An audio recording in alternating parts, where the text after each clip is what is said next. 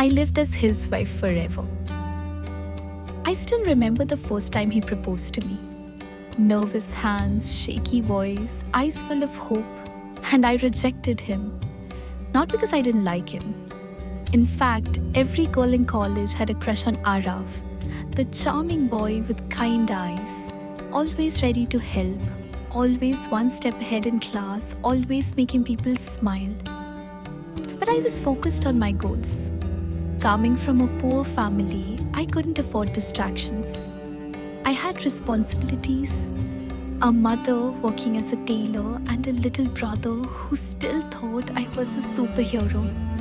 Arav didn't give up. For 2 years, he was just there, helping me when I needed notes, encouraging me before presentations, cheering the loudest during my debates. He never crossed the line, never forced anything, just waited. It was in our final year when I finally said yes. After 2.5 years of waiting, Arav got his answer. I had started feeling for him too. How could I not? Those 2 months after we got together were the happiest I had ever known. We studied together, laughed over chai near the library, and made little promises about the future.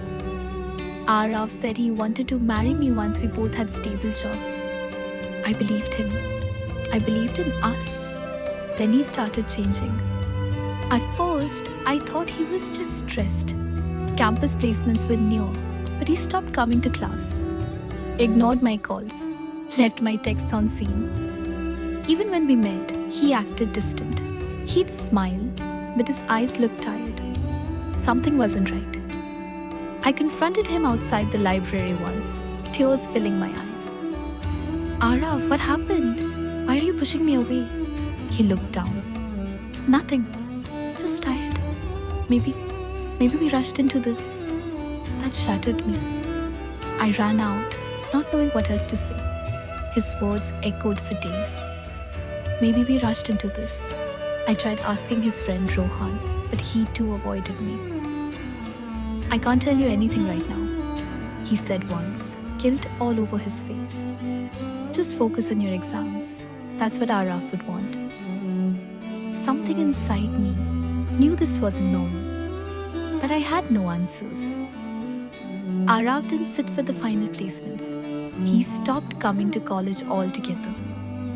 I would wait outside the exam hall, hoping to see him. He never came. I topped the exams, got the highest placement package in our batch. When I saw my name on the board, my first thought was of him. I wanted to share the moment with him. I called. No answer. Texted.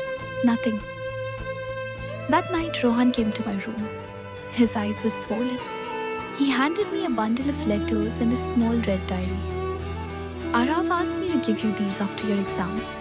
I'm sorry. I couldn't say anything before. He made me promise. My hands trembled as I opened the first letter. Arav's handwriting, neat as always. Letter 1. My dearest Meera, I don't deserve to call you mine, but you are, and you will always be. I found out 2 months ago. Stage 4, stomach cancer. The doctors said I have less than 6 months. I didn't know how to tell you, so I didn't. I wanted to, but I knew you'd break, and I can't let that happen. You've struggled so much, Meera. Your dreams, your mother, your brother. You have a life ahead. I didn't want to become the reason you stopped. That's why I acted distant. That's why I lied. I hated myself every single second I ignored you. If I told you the truth, you would have stayed. You would have thrown away everything just to take care of a dying man. I couldn't do that to you, and so I died in your heart first. I'm sorry, Arav. I couldn't breathe. My body shivered. Tears rolled uncontrollably. I screamed into the pillow. I threw the letters, then picked them up again. There were 4 more, each one worse than the last, each one filled with silent pain, suppressed love, and unbearable sacrifice.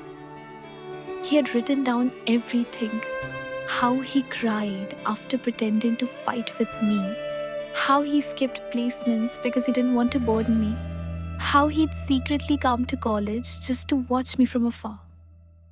The last letter simply said, Letter 5. If you're reading this, you're successful. And I'm gone. I'm so proud of you, Meera. Go live your dreams. But just remember, somewhere above, there's a boy who loved you enough to leave.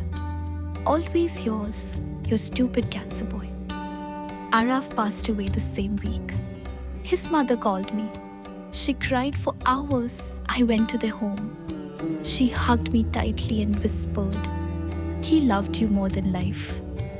I decided that day, if Araf could give up everything for my future, I'd make that future worth it. 5 years later, I am now a senior manager in one of India's top firms.